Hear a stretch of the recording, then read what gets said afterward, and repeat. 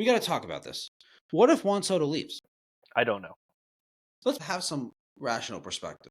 You can have a really good team without Juan Soto. The Yankees have had many good teams without Juan Soto.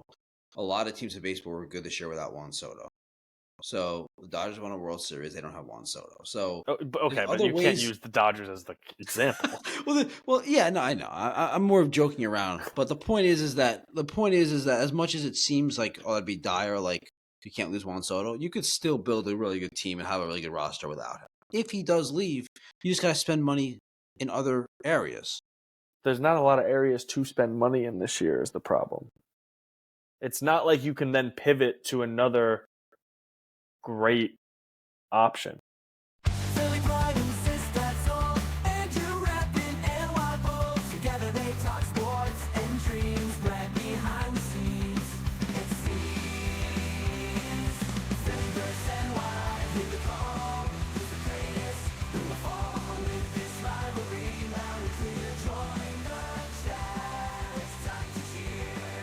Sports and culture all in one. Catch the fire, feel the fun.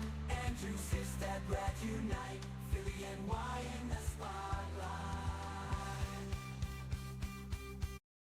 Hey everyone, welcome to our Yankees off-season preview. A couple episodes ago, we recapped and mourned the New York Yankees 2024 season as it came to an abrupt yet predictive ending. So let's talk 2025. Diehard Yankee fans like us are always thinking about the offseason, throughout the regular season, throughout the postseason. As soon as it ends, we're thinking about what next. What does this team do moving forward? Last episode, we disagreed, as we always do, on Brian Cashman and Aaron Boone. Mainly Brian Cashman. As much as you want him gone, though, we did conclude in the episode that he's going to be back and you have to accept it. So this conversation will be about with Cashman leading the charge for the Yankees in this offseason. So I hope I'm wrong. But I'm not. We're not. So let's begin here. So some of the needs. I know everyone wants to talk, like if you go on any ESPN, MLB, any network, any website, any tabloid, radio, all they want to talk about is Juan Soto. There's a lot more to talk about than Juan Soto. We're going to talk about Juan Soto. Obviously, we want him back. Obviously, the Yankees need him back. We know that. So we're not going to start off with Juan Soto other than me already kind of starting off with it. So the biggest need for this team in the offseason to improve on going into 2025 is the defense and the base running, right? Yes. All the other things, there's areas to improve on, but if they don't improve on the simple fundamentals of the game and just improving on the margins on things that you can do without spending a lot of money, things you can do that add up through a 162 game season, but more importantly, add up in the playoffs and in the World Series games. The defense was horrible. The base running was horrible. And the reason why the defense and base running were horrible were kind of twofold.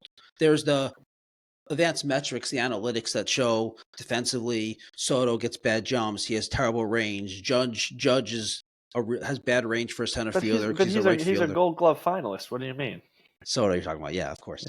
Yeah. So we know Gleyber, his metric grades offensively are the worst out of all second basemen in baseball. Jazz, they had playing a new position. Trevino was catching for half the season, the starting catcher, and he had the worst arm I've ever seen a catcher have. Yeah, I don't know what the hell happened there. So these are things that advanced metrics-wise are graded out and noticed, and they're very important. Same thing for base running run value. It's not just stealing bases and stolen base percentage. It's about taking the extra base. It's about not getting thrown out on the base paths. It's about the way a player can cut the bases. It's not, you don't necessarily, the fastest player is not necessarily the guy who steals the most bases or who's the best base runner. We've known this historically in baseball over the last 10, 15 years, specifically the last 5 years. We've gotten some metrics that are really good at grading this out and quantifying this. All that said, I said it's twofold. The second aspect of this, right, is the obvious fundamental stuff that you don't need a metric to tell you. You don't need a metric to tell you that it's bad when Gleyber Torres gets thrown out at home plate 6 times in a season. You don't need a metric to tell you that when Jazz Chisholm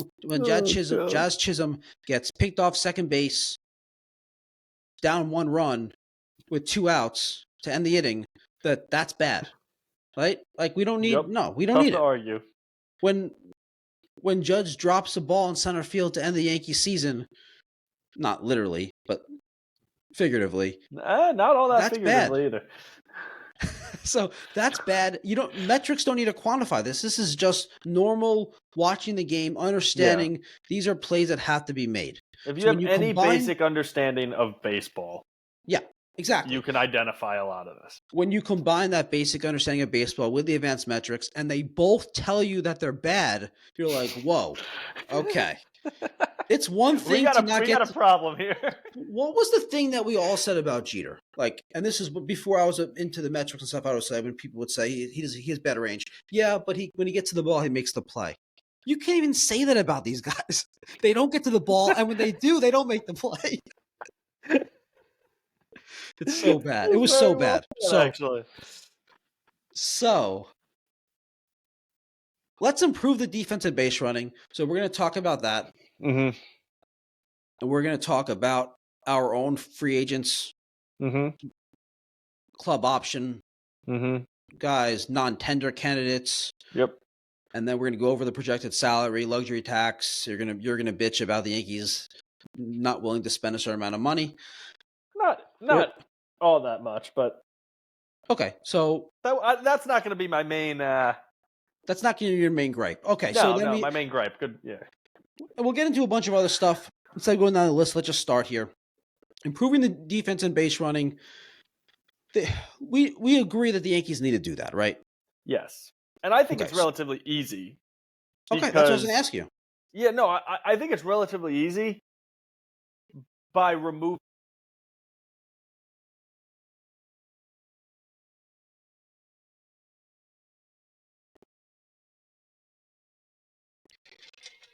Am I back?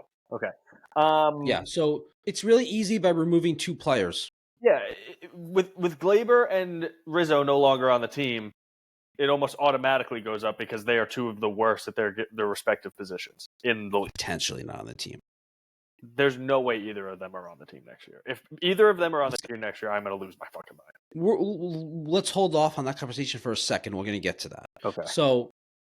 Okay. So by Rizzo and Gleyber being gone, defense and base running gets better. Yeah. Right? Yeah, because it's almost impossible to replace them with a second baseman who's as bad or as worse. Yeah. First baseman who's as bad or worse. I'm with you 100% on that. Okay. And then what about, is there anything fundamentally, spring training, anything in the offseason, spring training, throughout the season that could be done with the guys that will be back to improve? Is there just going to be, should there be more of a focus, whether it's physical activity, physical training, base running, practice? I don't even know. Or is it just like more of a watching film, just talking through things? Like, is there anything that can be fundamentally changed about the base running without changing the personnel for the players that are going to be back? It's a good question, and I don't know the answer to it. Like, at this level, I don't know how much. I mean, the answer has to be yes, because at this level, you're always looking for little things in the margins. Like, that's where games are won and lost at the professional level, is in the margins, because the talent disparity shouldn't be that great. In baseball, it's greater than a lot of other sports, but you're looking for the minute details. So there has to be something that can be done. What that is, I don't know the answer. I don't know enough of kind of what a Major League Baseball player will and won't respond to, will and won't soak up in a spring training, so it's not like they're going to be taught something new that is going to be completely revolutionary to them and their fundamentals. Like, they've known the fundamentals of baseball for 20, 30 years. So there has to be something that can be done. What that is, I'm not sure. But again, it's the little things in the margins. I'm not not talking about wholesale changes, because I do think that's impossible. But little improvements here or there they have to be possible somehow. Yeah. Whether that's bringing in the right people to a spring training, whether that is, we've talked a lot in the couple episodes that I've done with you prior about accountability, either organizationally or on the team. So there are things that can be done. I'm not in that clubhouse. I'm not in Major League Baseball. So what exactly is kind of the best solution here? I will hopefully allow the, quote unquote experts in Brian Cashman and Aaron Boone to figure that out. Yeah, I think it's something that, like, you can bring in different personnel, but there has to be a focus team wide about it. I don't know if I think it could be as simple as that, where it's talked about, whether it's just preached more, whether it's just a focus from, the leadership, like Judge, like Stanton can't really get involved in that kind of that topic, but it's just something that has to be What I'll say about preached. Stanton is I don't think he's a bad base runner mentally. Now, I agree. a lot of that is just because he's just so beat up. slow that he literally can't make a mistake in a large part. So, like, when you're only going one base at a time, like how bad can you really mess up? But yes, I'm with you. whether it's just a focus on it, like whatever it is, there has to be a way to improve it in the margins without defensively. I have an idea. Defensively, I have an idea, and this goes. Boone talks about this, and teams talk about this. Upper management for sports teams always talk about this: putting the players in their best possible position to succeed. Sure. The Yankees talk about doing that, but they have not done that. No. I mean, think about this. We talked about this, right? So many times. They were playing Jazz Chisholm at a new position. Yep. And he was pretty good. He was. You didn't. At no point did I look at him and say, like, he's lost at third base. No, but a seasoned third baseman probably makes that scoop on that Volpe throw. Sure. In Game 5. In the margins, absolutely. But he was a better, relatively speaking, he's a better third baseman than Gleyber Torres as a second baseman, obviously. No. Like, give us a good comparison. He's a better third baseman than Judge is a center fielder. Yeah. Yeah, so it's, right. he had learned to play a new position, but people have been playing a certain position for an extent. Judge, not a center fielder, but an outfielder. Like, this is the point, though. Relatively well is my point. I agree, but my point is, they're still, even though he did a good job, they're still not putting him in the best position possible to succeed defensively. He's not an elite defensive third baseman. They're not doing that with Aaron Judge. Aaron Judge was a great right fielder. Yep. He's not a center fielder. No, he's not. I'm not saying that's why he dropped that ball, but I'm saying that's why his metrics aren't good, and that's why overall he's not a very good center fielder, because he's not a center fielder. Yeah, exactly. In order to fix that, you need better roster construction. You need guys to be in their best position. That's correct. That's a good place to start. Jumping around a little bit, I know we want to talk about some of the Yankees' own free agents and some roster decisions that they have with their own players, but the outfield defensive alignment, for the sake of this conversation, let's just say, we'll get into it, but let's just say Juan Soto's back. Okay? Okay. So, what do the Yankees do? You can't put Soto in left field at Yankee Stadium. He's a terrible outfielder. He can only play right. Yeah. For some reason, the Yankees have refused to play Judge in left field. I don't understand that at all. I don't get that either at all. I don't get it. But let's just say even they decided he's going to play left field. Judge is going to play. He's committed to left field. It's still not putting him in the best position to succeed because he's not used to it. But okay, maybe he can learn it. Okay, fine. But it's impossible to put both of those guys in the best position to succeed because they play the same position. But you're not going to not sign Soto because you already have Aaron Judge. So I'm with you. Somebody is not going to be in the best position to succeed. What's the second best position for them? What's the second best? So then Judge would be in left field. Then who plays center field? Because this leads my question. I sent you the outline, the bullet point. Jason Dominguez starting outfielder? Yes. Like, that was the question? That makes sense, right? Like, he's their top prospect. they're going to be spending a lot of money. We want them to spend money on more than just Soto. So you put in an $800K, player on a rookie, on his, minor league contract in Jason Dominguez. But Jason Dominguez in center field is not good. He's not a good. They didn't trust him to play left field. Are we sure that he's not a good center fielder, or are we? Am I sure? No, but based on his below league average sprint speed, I can say that he's limited. Okay. The best center fielders are very fast. Fair. Yankee Stadium's a pretty big center field. On one half of it, yeah. Dead center is pretty. Here's my answer. Here's my answer. Aaron Judge should be the starting first baseman next year. And that doesn't jive with putting him in the best position to succeed. Can I give you an alternative idea? Sure. Do you know what I'm going to say? You know what I'm going to say, right? I have an inkling, but no, so just say it. Juan Soto should be playing first base because Judge is the better right fielder by far. Soto's a bad outfielder. Now look, this who could be a better first baseman is also part. Who would be a better first baseman? I don't know, but I don't know. That's part of it, right? It's like, do you feel like Aaron Judge could make that transition easier than Soto? The fact that he's 5 years older than him, does that? So it's like, you're right. If you were just saying, also, is Soto going to re-sign with the Yankees?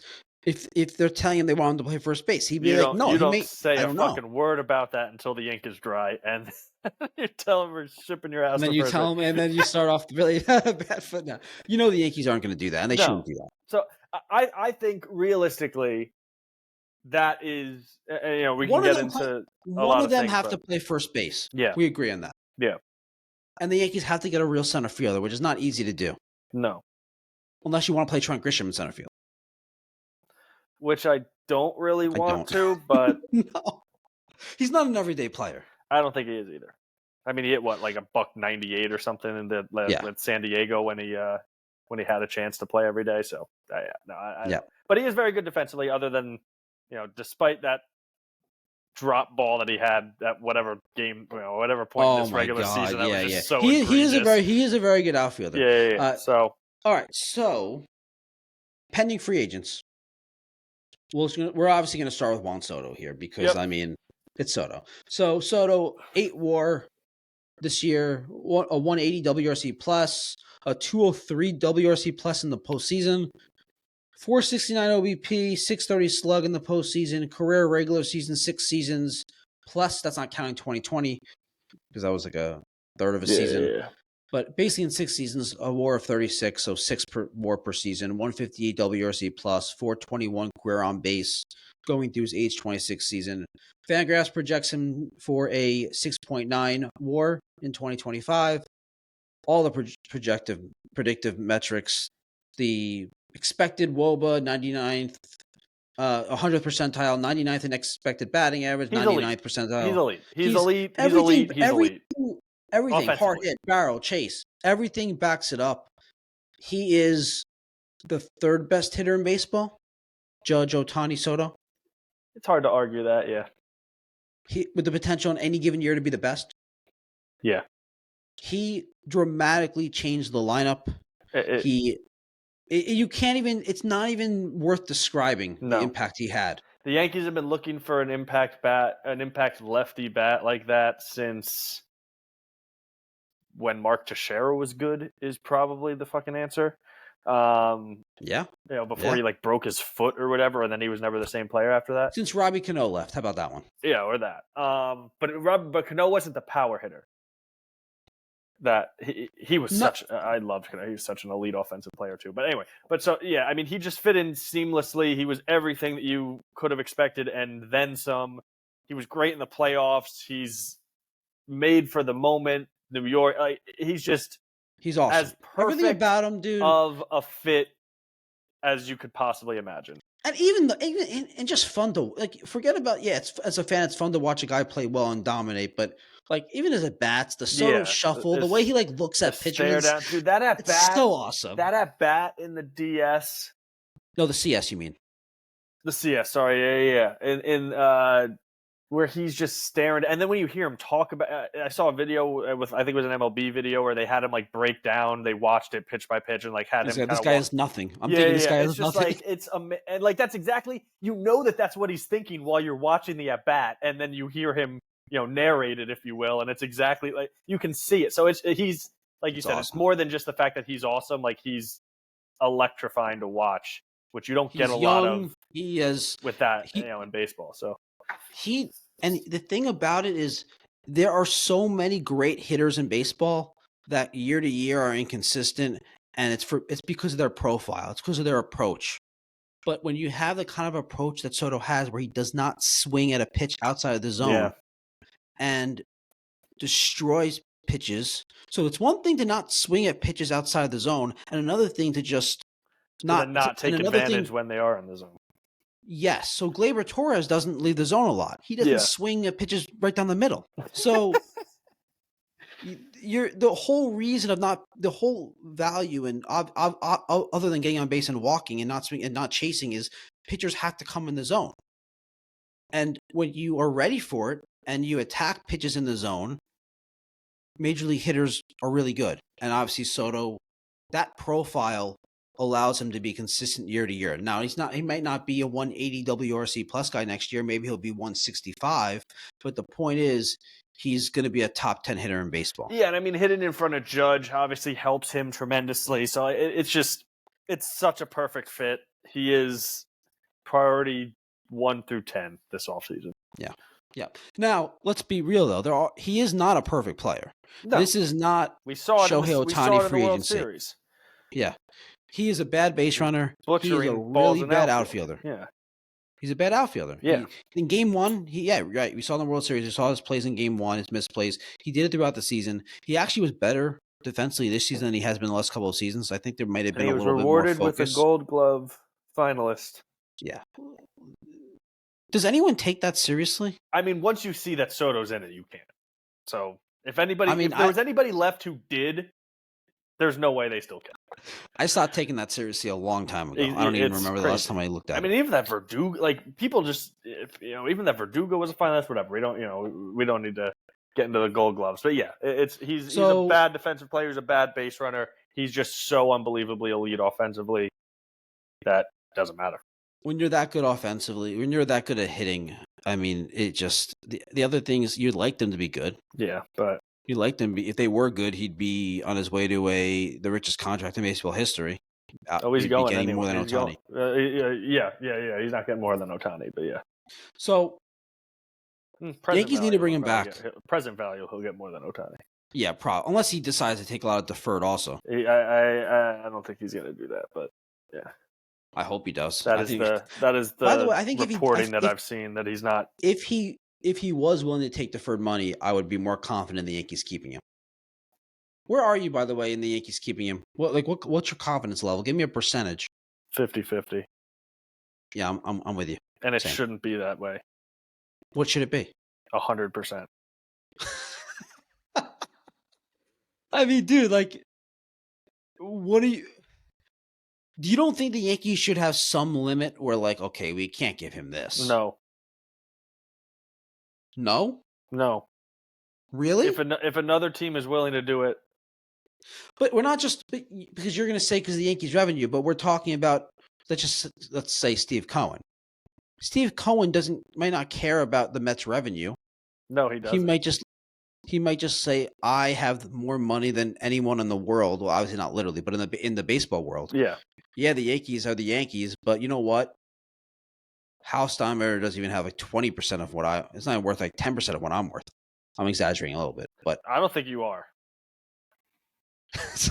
So Steve, the point is Steve Cohen could do whatever he wanted to. If he decided to, the Yankees can't spend as much as Cohen. No, you're right. No, realistically, they're going to be Cohen and the Mets are going to be in some semblance of the market. Yes. They might be above the market a little bit, but they're not going to be like 300 million above the market. Like they're going to be, close. You would think. Like maybe if he's getting 13 years for 500, maybe the Mets go at 15 years for 700. I don't know. I mean, that's outrageous, comparatively speaking. But Yeah, no, I could see it happening, which is why it's 50-50. If I wasn't a Yankee fan, I don't think there's any chance that he goes back to the Yankees. I'll be totally honest, but I just have to hold out hope that he Wait, does. why? I think he's going. I think he's going to the Mets. I think Steve Cohen is going to give him an insane contract, and he's going to do it to. He is a fan who bought a toy. He's playing fantasy baseball with a real baseball team. That's awesome. So, So cool. if you're like, that's what he's doing. So he's a childhood fan, Met fan who bought the team, and now could lose hundreds of millions of dollars a year, and it wouldn't change his life whatsoever. Not even a little bit. And he would still be a whatever it is, 11-figure net worth. So yeah, so like if he wants to just prove a point, which if you talk to 100 Met fans, I'm sure plenty of them wanted, whatever they can do to stick it to the Yankees and their fans, they're going to do. And he's still a Met fan at heart. So it's like, if he can just shove it up the Yankees' ass by stealing Juan Soto after they just lost in the World Series, I don't think it's out of the realm of possibilities that he goes $100 million more than the next highest bidder. I don't think it's out of the realm of possibility. I agree with you on that. I don't think it's likely though. I think part of this Cohen like being this like he'll do whatever, spend as much as whatever it takes. I think some of that is a little bit overblown. And I know they have the highest payroll in baseball, but I think a lot of it is like he has built what he built in the hedge fund industry. What he's built on being smart and thinking through and understanding the data and making like disciplined, smart decisions. Some people might say it's a little bit more to that, more than that. Maybe it's a little bit more. He built his hedge fund on insider trading. Yeah. Of everybody does it, so it's not just him. But no, I mean, yeah. So I get what you're saying. You don't get to that level of success without being like measured and yeah. So I do get that side of the coin. I don't know if it may just be like, you know what? I don't view this this way. This is a toy. That's a possibility. I agree. But assuming that it's not, he's viewing and he is running it like another business, I think there's even limits where he would go. I think that is fair. Now, there is a huge business advantage to taking Soto from the Yankees also. Exactly. That's weighed, and I'm sure in their decision, and I'm sure why they would spend more than they would for a different player. Yeah, so like I said, right now I'll give it 50-50. I hope I'm wrong because I don't know where the Yankees go without. Why wouldn't they have just blown everyone out of the water on Ohtani? Because he didn't want to go to the East Coast, is the reports. Yeah, but if he gave him enough money to convince him, he may have. Yeah, but the reports that I was seeing out there was that, and on Yamamoto as well, was that like Cohen felt like they were just using him to drive up the price from the Dodgers, and they were always going to go to the Dodgers. They were just trying to get the Dodgers to raise it. Though. No, which is fine. But my point is, it's like he wasn't going to go crazy for somebody who had zero interest in going there.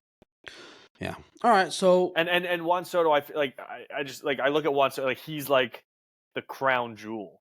That like if you're gonna do it, if you're gonna be an idiot.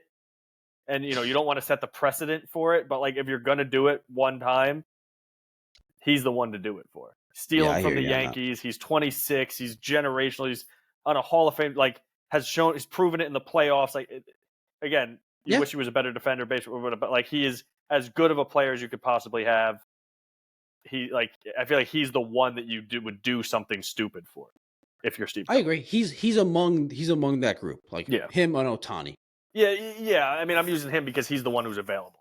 So, yeah. Yeah. No, I'm with you. I also think, like, as a Yankee fan, we should be more concerned about not just the Mets. Not more concerned, but equally concerned about the whole pool because let's be real. What team in baseball does not want Juan Soto? The answer is not a single team doesn't want him. Every team wants him. Correct. Now, there's some teams that realistically can't compete in that financial environment. There's like 7 teams who could realistically. You sure about that? Based on their history of spending, yes. Yeah. But like you said, this is if you're going to change course or you've been waiting for the one guy to spend on, maybe this is the guy. Fair. Yeah. I'm going to list. Here's what I'm going to list. Outside of the Yankees, the Mets, Yep. the Giants, Yep. they have to be considered. Yeah, they threw $400 The million at Dodgers, Aaron Judge. the Dodgers. I think that rumor was more of Boris trying to just create a nice environment for The agent Dodgers market. can do it. I don't see it happening, but yeah, like they have obviously they have the financials. They to have the bring in financial resources. It play in makes that, less to sense fish for in their that roster. pond, as they say. Yeah, it makes less. Okay, let's say The the Blue Rangers. Jays. You think that? All right, the Rangers. I'll say the Blue Jays because the Blue Jays were in on Ohtani. They have money to spend. Cubs. They're the Cubs. All right. I would put the Nationals Orioles in there now, unfortunately. I think the Orioles with the new ownership, we can't say definitively they're not in there. They might be, right? Actually, it's not a coincidence, but like what I do for work now, I work in investment banking, and I track a couple of the funds and companies that the now owners of the Orioles founded and owned, and do whatever. So they have a ridiculous amount of money floating around there. That if they want to use it, so if they want to use it, and again, that's different than using what the organization's resources are, revenue is. It's different. Exactly. Yeah. Most That's just dipping out of your based on pocket. their team's revenue, not their own pocket, which makes sense. Again, like if you wanted to that's how you run a business. Exactly. If you wanted to do it as a one-off rather than as a business practice, like all of these guys realistically could. I don't want to say all these guys. Most of these guys could. But there's a different level when you're talking about like private equity and like that, that world and where Steve Cohen comes from, et cetera, and that level of wealth. So Orioles I would put in there. I'll put the Nats in there. I don't think it's I think it's possible. I guess it's possible. I don't know. They're like a weird one. The Red Sox should be in there, but historically haven't been recently. I don't think so. For the Red Sox, I think again, based on recent history, the money spending hasn't been there, but also from a roster construction, they have a lot of left-handed bats. They kind of need a right-handed bat, not Soto. He's the type of player that you just say like roster construction, screw it. Yeah. And we'll get Soto. Yeah. But combine the non-ideal roster construction and the money, it's probably less likely, but I wouldn't completely discount. I wouldn't completely discount the Sox out. I can't count the Angels out. I don't know how many teams we're at now. Maybe 10. I highly doubt he'd go there. Yeah. There's a difference between do we think these are likely landing spots and like as this organization like can and has this organization shown that they will fish in this pond level as of we're naming teams, we're getting further and further from likeliness of it happening. Yeah. But sure. But if we're concerned as Yankee fans about him leaving, they all combine to have some sort of percentage chance. Sure. I don't think every team that we named has a percentage chance. Not even like a. I think the Angels have 0% chance.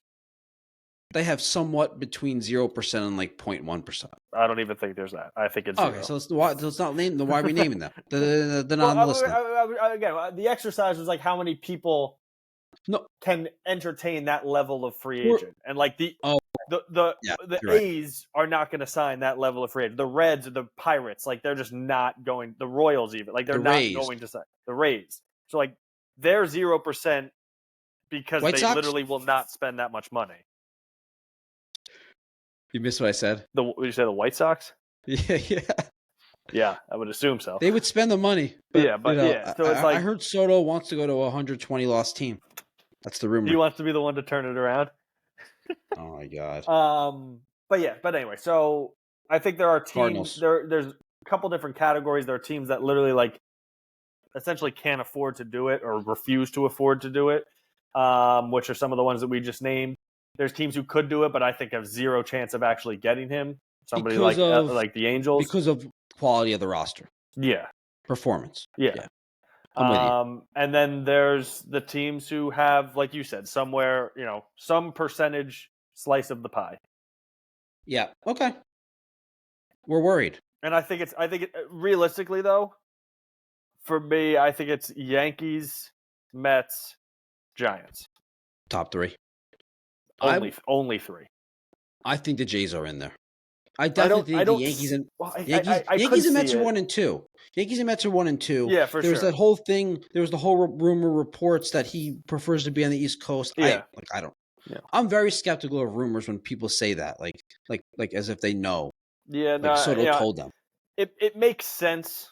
Like logically, it makes sense. You've seen it with Shohei and Yamamoto wanting to be on the West Coast. It's easier to get back to Japan. Like, sure, if I have family, friends, whatever, and I need to go back to Japan, it's a lot easier to take a 5-hour flight from California than a 12-hour flight from New York. So that makes sense.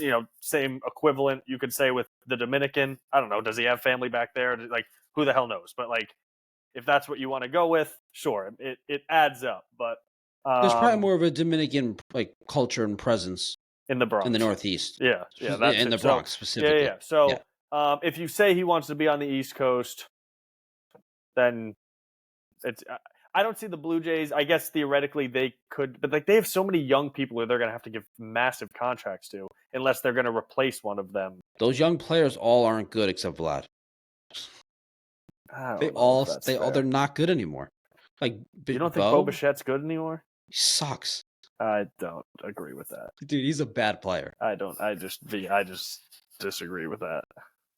We're not going to get into it now, but we're not talking about Bo Bichette. Look up his season. You're going to be like, wow, he's actually not good. I'm not arguing that he had a good season. I don't believe look up that his last 2 seasons. He's not a good player. Look up his savant sliders and look up his he's anyway. Dude, if you're going to stolen bases. Okay, so you don't know what you're talking about that because look at his 2023 season. He was elite. So he had a bad half of a season that he got hurt in. He didn't have a bad half of a season. He had a miserable half of a season. Okay, sure. I don't think that means I don't think that at 26 years old that means he's a bad player at this point. He's the type of player that with his aggressive approach will have good, really hot stretches. Okay, but overall is anyway. Okay, whatever. Not talking about. But so my point with all that is, like I said, unless I don't see them bringing in Soto and signing Vlad and signing Bichette, having Springer, I don't necessarily see them at that level. Maybe they are. Who knows? They were Ohtani. That's why I say that. So they have money to spend. No, I get it. And they really could use a big lefty bat, true, to combine with Vlad. So yeah, no, that's fair. why I say that. All right, it's a good hitter environment. Anyway, okay. Canada, Trudeau would probably have to get kicked out of Canada before anyone would want to actually live there. So, and we got that going for us. All right, so let's talk Gleyber Torres, another pending free agent. We both want him gone, right? I mean, you're yes, with me on this, right? He was great in the playoffs. I've wanted him gone for 3 years. He was great in the playoffs. You know what's funny about this? The World Series, but I appreciate that. But yeah, no, time is coming. You know what's funny, dude? I agree. Even though he wasn't good in the World Series, I thought overall he was really good in the playoffs. Yeah. And then I looked at his postseason numbers. He had a 115 WRC plus. It's not bad. I mean, he didn't. Doesn't it feel like he was a lot better than that? Because he didn't do damage, but he got on base at one point in the first inning. Yeah, at one point he was, so it's exaggerated because he was he had gotten on in 7 of 9 plate appearances or something in the first inning. In the first inning. So yeah, that I'm sure exaggerates it because you're locked in very beginning of the game, so you just that stands out in your head. But regardless, yeah. So he was good in the playoffs, maybe not great, whatever. But he's not a winning player. He's not a winning player. He can go to the White Sox and help them win 35 games. He had a 1.7 WAR this year. That's F4. Last year actually had his best, which is WAR insane. Season, 3.6. How is that even possible? You can't tell me that he was better than a replacement level player. He was good at the end of the season. Obviously, hit 300 for the last 2 months. I don't know. It's because offense was so bad again this year that his offensive season's actually better than league average. Yeah. Plus, he played almost every day. He played almost every day, so that's why he could accumulate. Let's not act. I mean, we know 1.7 WAR for a player that plays 155 games is not good. No. But it's It's not good. His outs above average was -4. Fielding run value was in the 15th percentile. Sprint speed, Surprised 29th it's that high. percentile. Who the hell's worse than him? Like, get the hell out of here, dude. Dude, that's pretty bad fit. But yeah, I'm with you. I don't know how you can be worse. He is just a butcher. He's so bad. Yeah, bat speed, 23rd percentile. He runs the bases like he's Superman or he's drunk, right? He Or both.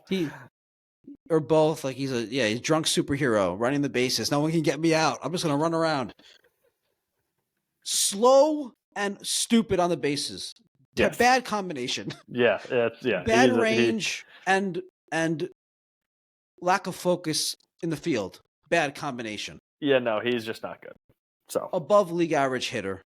We're talking about how Soto makes up for it by far, and and then some. Gleyber's offense is not nearly good enough to make up for all those negatives. Not without juice baseballs. Yes, that's funny. I actually made a note of this. He lost his power since they got rid of the juice balls. Yeah. Completely lost his power. What did he hit? How many? He hit 37 that year? I think he hit 39, mate. 37? I think, yeah, something like that. I'll find it. But was that 18? That was 19. I think it was 2018. No, 19 was the juice baseball year. 19. Oh, well, no, the juice baseballs were. But for his, that was maybe it was 18, 19. They were obviously in, but that was the year that it exploded. Like it got to a crazy level where they had to scale it back. Rendon hit like 40 plus. Yeah, and like I remember. Yeah. I don't know if I've told you this, but I remember just kind of like a sidebar. He hit 38 home runs in 2019. 38. My God, I remember. Obviously like a few years ago. So I think this must have been. It was 2021, so it was going into 2021 season. I know for a fact like 2019 was the year it was crazy with the baseballs. I remember doing research ahead of our fantasy baseball draft. Okay. And I was like, what the fuck am I supposed to go? I got 2019 where like Chase Headley hit like 34 home runs for the Yankees or whatever. Gleyber hit 38.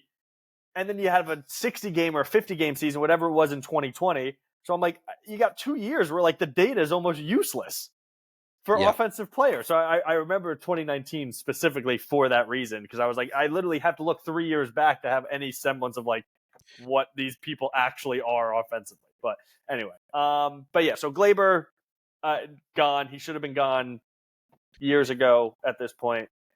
I guess do you give him a qualifying offer? Probably not, because I think he accepts it. Okay. That's a really good question. So the qualifying offer this year is like 21 mil. So basically, for those of you that don't know how the qualifying offer works, real quickly, if a player is a free agent for the first time, the team can offer them a qualifying offer. It's for whatever the amount is for the year. For this year, it's 1 year, 21 million. The player can accept and come back for that 1 year, 21 mil, or he could reject, decline it, go into free agency, and then the team that loses him gets some sort of compensatory pick depending on how much he signs for, things like that. Where their payroll is. There's a lot of different rules, but they get compensated with the draft pick. There's the risk with this is Gleyber would probably accept that. I think he absolutely would accept it, because he's young enough where he could take a 1 year deal, make his $20-something million, have a 2023 type season, and then get a 5 year, $100 million deal. Exactly, and then try to have a better season, or like like even the last, how he was for the last 2 months of the season. So I think he accepts it.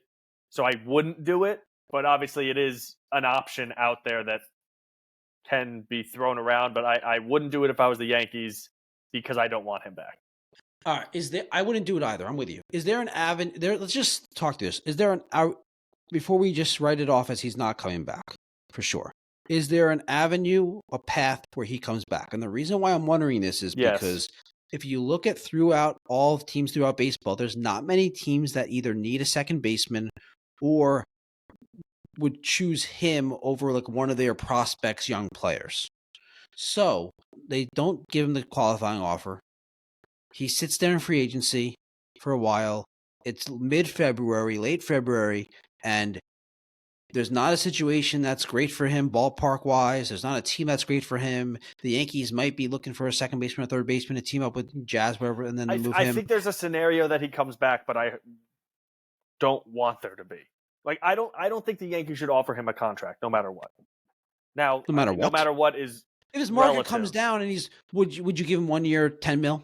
No, that's what I'm saying. Because like You wouldn't I want to do that? think no, I think the money could be better spent elsewhere, and I'm fully prepared to go into next year with Peraza as an everyday player.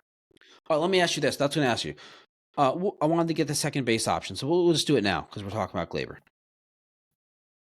Second base options for the Yankees, it's a right? battle in my mind between but it's a battle in my mind between Peraza and Birdie? You give no, Birdie a chance? Vivas. Do you give Birdie a chance No. in this? 35, 36-year-old, no chance. No. Okay. But so I'm just kind of surprised by this, dude. You'd be okay bringing in Peraza going to the season as your starting second baseman? I'm He hasn't operating proven under to be a major league player. I'm operating under the assumption that Soto's back, And they can't spend much money anywhere else. and they have to have cheap labor somewhere. All right, let me give you another option. What about HSK, Hassan Kim? I know he's a free agent. Great shortstop. That also has played second base really well too. I know didn't he like tear his labrum or something? Didn't he fuck his shoulder he had up? some significant he had some significant is that injury. bleeding into next year? I don't know. I'm not sure. So that is an option. Again, I think you have to bring and Jazz is an option here too, obviously. So and then you get a third baseman. Yeah, but I'm honestly they have a third baseman, dude. Hold on, they have a third baseman. I don't even know what you're gonna say, but I'm not even sure if I want to hear it. I'm gonna bring it up when we talk about a different position. Don't worry. Okay, but in my mind, it would be between Jazz, Peraza, and Vivas. You two of those three people play second and third base. Yeah, dude, I think that's. I'd rather have Gleyber back on a 1 year, 10 million contract, and then look, let Peraza win the job for him. Fine. Yeah, sure. In a perfect, I don't like the idea of tying up $10 million for no reason. The Yankees wouldn't do that. They would bring Gleyber back and play him every day. Let's be real. So, yeah, I mean, I'm kind of with you, but I think there could be a point where his market comes back to the Yankees, and the Yankees are just like, Gleyber, at least we can trust him to be an above league average hitter, which we don't have a lot of. Yeah, no, and Peraza and Rivas, they're like Peraza's had some chances, not a ton, but Peraza has I don't know. I don't buy that for a second. He had a chance. He played. They had enough confidence in him, or enough lack of confidence in IKF to start Peraza in a playoff series. No, I know. I'm not talking about that, but if you just look at he's I don't know. I mean, his minor league career, it's not he doesn't stand out as oh, I need to be up in the majors. He was bad this year. I just have a hard time going to the season saying Peraza or Rivas are starting second baseman. I think it depends on what else they do. But that being said, I do agree with you that this is a situation where the Yankees are probably going to go with young guys. Yeah. Unless they make a trade for let's say Jonathan India, but Jonathan India's actually a worse second baseman than Gleyber, possibly. Yeah, no, I'm not all that interested. What about Tommy Edman play second base or third base? Tommy Edman can play second base, but I think he's gonna be the Dodgers center fielder next year. Interesting. All right, so yeah, I mean, I'm kind of I look, if they go Peraza, Rivas, I'm fine with it. But I don't love it, but again, assuming that you got $40-something million a year tied up in Juan Soto, I can sit here and not cry, but I can sit here and say that the Yankees should be spending more money, yada, yada, yada. On the flip side of that, I'm also realistic, and I know it's not realistic. It's not going to happen. So we're talking about what's really going to happen. We're not talking about what we want to happen. If they bring back if they bring back Soto at $40-something million a year, and then you look at the other, money that they have on the books, you got $16 million or $15 million of DJ LeMahieu because, they couldn't go over the luxury tax for that 1 year. So they had to extend out another year. So you got 2 more years left of him. You got That's who I was Carlos teasing about Rodon before. making $27 million a year to have a 4 ERA and get blown up in the World Series. So, they have some bad contracts on the books and large numbers that they're going to have young, inexpensive players at a handful of positions. And from a regular season standpoint, we can throw Stanton in that as a bad contract, making like 32 mil. Yeah, obviously, but he's at a point now where I can't ever say a bad word about him because he's You so just good love in the him playoffs. too much. Yeah, He's so good. Awesome. I mean, he's so good in the playoffs. It's it's just. for sure. Do you still believe that past playoff performance isn't indicative of future? Yes. Okay. Yeah. I think it's crazy. Again, I think I've said this. Like, that doesn't mean that's a general rule. It doesn't mean it's true for every single player, every single individual. Fair. I think Stanton might be one of the few exceptions. Okay, fair. What do you think about? Okay, before we go into the other guys, we're not going to spend as much time on the other guys. We'll go through it quickly. But first, something to mention. Garrett Cole does have an opt out. He can opt out of his 36 mil contract. That's through 2028. If he does opt out, the Yankees have a unique structured contract where they can opt back in. Essentially, yeah. It tacks on the 2029 year for 36 mil. They essentially have they have a choice to give him a 5-year, $180 million deal in free agency that nobody can match if he opts out. That's essentially how it works out. It's exactly what it is. It's and you agree he's going to be back. He's probably going to opt out, and the Yankees will opt in, and he'll be back, right? If he opts out, the Yankees aren't letting him go, are they? I don't think they're letting him go. I don't know if that necessarily means that they exercise the option, though. Really? I think there's a I don't think. Let me preface all of this by saying I don't think he opts out. Really? Why wouldn't he opt out? I don't think there is 4 years and 100. I don't think there's a 4-year, $150 million deal waiting for him.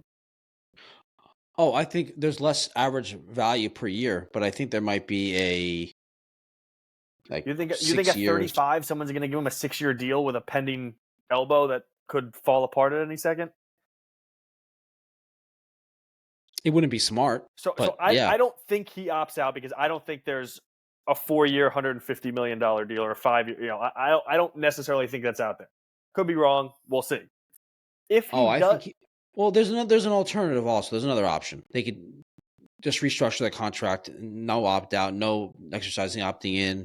They just restructure the contract where they tack on maybe 29 and 2030 at lower value. Like they could sign essentially to an extension where it's like, hey, instead of a $36 million on the back end, we'll give you an extra year for 20 or there is that option too. My point is, if he does opt out,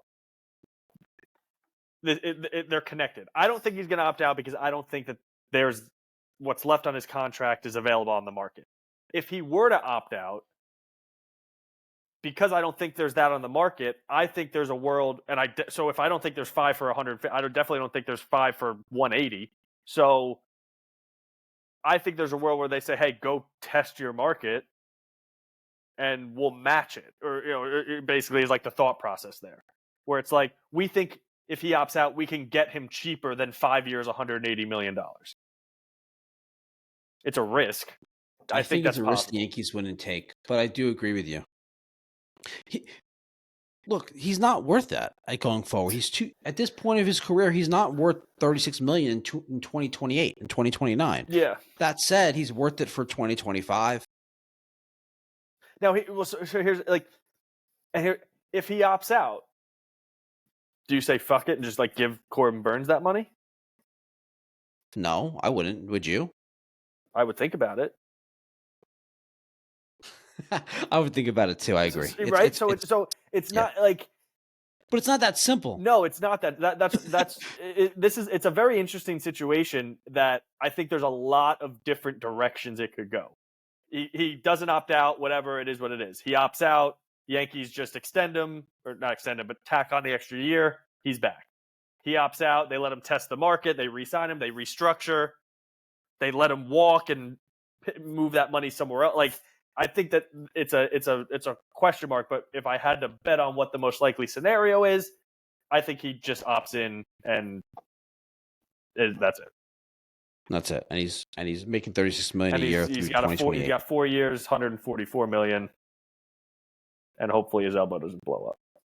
I mean, Burns is 30. Burns is really good. He might be better than Cole next year. That's what I'm saying. Like, that's what I'm saying. You get a guy who's 4 or 5 years younger than him, and now he's going to get 9 for probably $250. Is that he's gonna get something crazy. No, he's gonna get. I don't know if he's gonna get 9, but he's gonna get maybe 7. So I don't. It's gonna be a crazy number. I'm using 9 because that's Cole. Cole was 30, signed for 9 for 317, 36, something like that. Cole was younger. Cole was younger than that, right? He was like 29. I don't think so because Cole signed. He signed for 4 more years, which means he signed through his 39 season, and he signed a 9-year deal. Okay, so he was like the same age as Burns. So I think that they're like the exact same thing in free agency. So Cole had some things going for him though. Cole was probably better at that time. Cole was better. He had all like the underlying metrics that were better than Burns. Plus, he had the Yankees that were in a situation where they felt like they were one ace starting pitcher away. Sure. But so that's like, if the option is give Cole 5 for 180 or give Burns 9 for 250, Cole. You go Burns. I'd go Cole, honestly, but I think it's close. I'd probably go Burns. Like, it's close because there's a risk of, you've seen Cole do it. His elbow scares the fuck out of me. Yeah, but if you only have him for 4 years or 5 years, whatever it is, and one and a half of those years gets thrown in the garbage. That's what's going to happen. That's what I'm saying. So it's like, I think that there is a benefit, and if you get, Burns is going to get 9 for 270 at least. All right, okay. I see. I don't really know what's going. I find it really hard. Every offseason, I predict free agents contracts, and they're really hard to predict. I mean, let's even say 8. Like, if he's gonna, I feel like the floor for Burns is 8 for 30 a year. That's at 30 a year is probably low for him. If Cole's at 36, 7 for 35 a year, I think is probably the floor. Okay, so we're at 7 for 245. If I got to give Cole $180 million, or I got to give Burns $250, I'd probably go Burns because he's 5 years younger. He doesn't have this pending elbow problem, and it's going to be a lower AAV. And I think that they're very comparable at this point. I think you're right with that. About that, yeah. I agree. I think Cole's an interesting one. I'm with you. I'm not sure he's an opt-in. I'm not so sure. We'll see. I kind of think he is going to opt out, but yeah, no one should be giving him more than 4 years at $36 million. That's my point. But that doesn't mean that someone won't. No, it doesn't mean that somebody won't, but it is a risk. So yeah. So I don't know. That's my feeling is that he opts in, and it's a moot point, but it could go a lot of different directions, and I would not hate. Okay, so let's go through this really quickly then. Some of these other guys. All right, where are we here? So we have So we did Soto, we did Gleyber, Clay Holmes, free agent. Qualifying offer? You give him that, right? What is that for a relief pitcher? Same thing. You'd give him a qualifying offer? Yeah. For $20 million? Yeah, it's 1 year. Fuck no. Why not? Are you out of your mind? Why? What do you want him to do in the bullpen?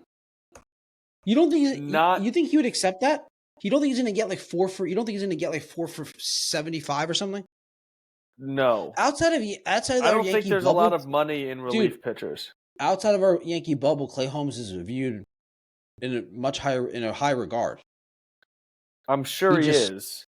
There's not. What did Suarez get in San Diego? 4 for 60? Is that the deal that he signed? I think it was 4 for 60. So yeah, somebody will probably give him that realistically. I agree. Smart teams don't spend money on like a reliever like that. That's my thing. I don't think But you not tie all, up not money. all teams are smart. Sure. But if Brian Cashman is so smart, then he shouldn't be tying up $20 million in a relief pitcher that can't close. Oh, wait a second. I might be wrong about this anyway. I think the qualifying offer is done positionally, isn't it? Isn't it like the franchise tag in the NFL? I think it's different for. Or is it hitter pitcher? Okay. Oh, actually, no. I think it is. I don't know. Maybe I'm wrong. Whatever. So I have the same fundamental belief in, or comparable, I should say, fundamental belief in the NFL. When it comes to building a team, you don't spend money on a running back.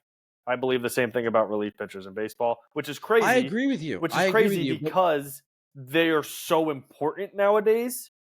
Everybody's in a rush to get to their relief pitcher making $800,000 a year, so it doesn't really make sense.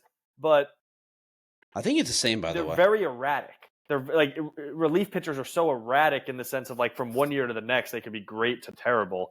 That I guess in that regard, like if you sign them to a 1-year deal, okay. But again, a lot of this conversation is centered around the thought that you have a $45 million Juan Soto sitting on your book. So spending $20 million on Clay Holmes is. Have you thought about?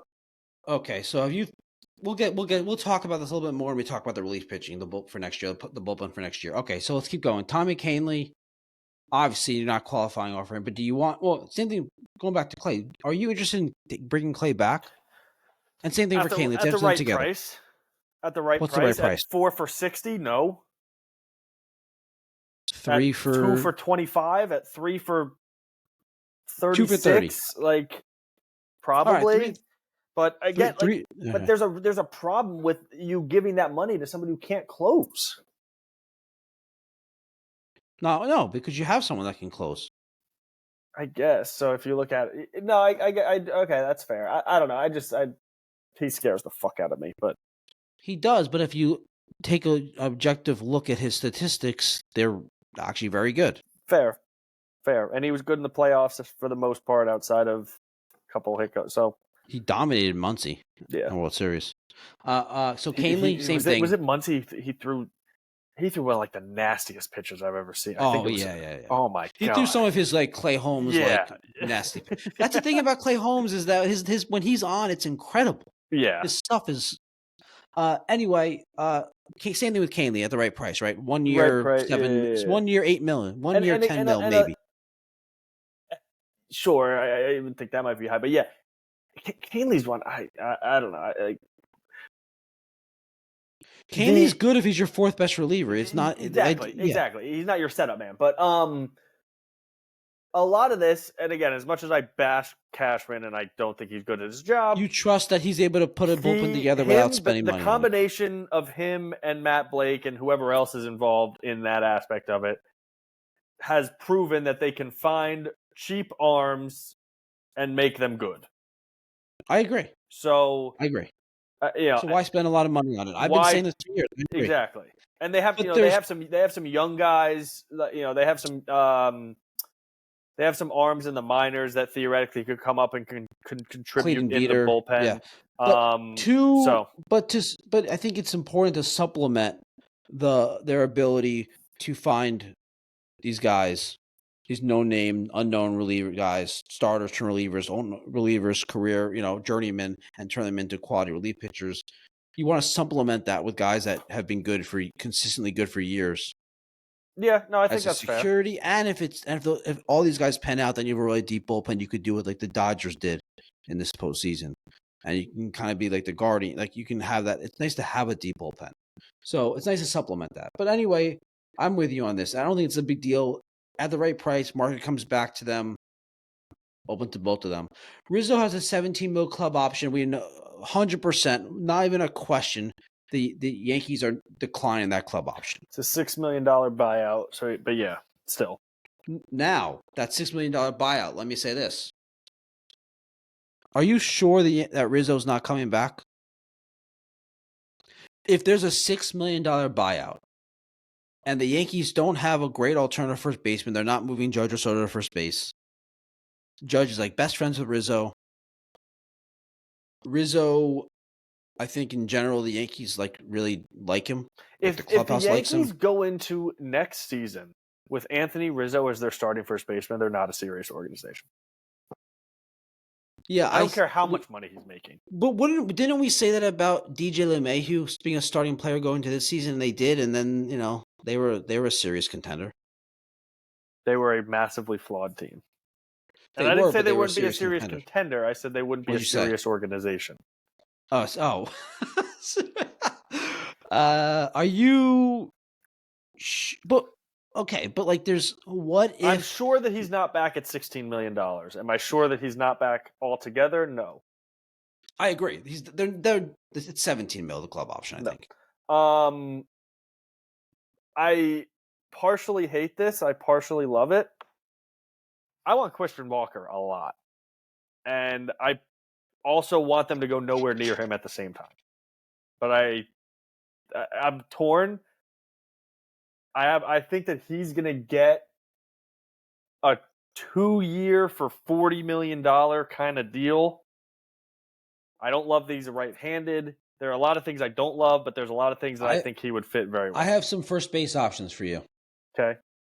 Is this with or without Juan Soto on the team? This is all assuming Juan Soto's on the team. We're going to do a separate conversation. It's a completely different conversation, and it's a very upsetting conversation. Yeah. So, Christian Walker is an elite defensive first baseman. Yep. He has a lot of power. Yep. Good on base guy. Yep. That would be awesome. He's going to get a big contract. I saw short term contract, not a long term. Okay, sure. So 2 for 4, maybe 2 for, but 2 for 50. It's like first basemen don't make a bunch of money for whatever reason. And especially in the last 5 years, there's only been one right-handed first baseman sign a 2-year or longer contract. 5 years? Was that Goldie? No, Jose Abreu. Rizzo. Didn't Rizzo sign? Right-handed bat, right-handed hitting. Yeah, right-handed, right. Jose Abreu. Now, awful. Did not work out. But right-handed hitting first basemen don't seem to have. Now, Pete Alonso's going to get that this year. He's going to get more than 2 years, you think. But how many? What I think, but my point is, I don't think there's going to be as good of a player as Christian Walker is. I don't think there's going to be as much of a market as there would. Dude, I am with you on first baseman in general. They've been devalued. Teams are smart now, and they realize that first base defense isn't that valuable. Most first basemen don't run very well, so they're one-dimensional. A lot of the first basemen in baseball that probably were free agents over the right-handed first baseman that were free agents over the last few years, though, probably weren't great defensively like Christian Walker. So but I do agree. He's not going to get he's like what, 30? He's 34. Yeah, so he's not going to get a big contract. He's going into next year will be his 35-year-old season. So maybe a team gives him 3 for 60. Yeah, maybe. Yankees aren't doing that. No.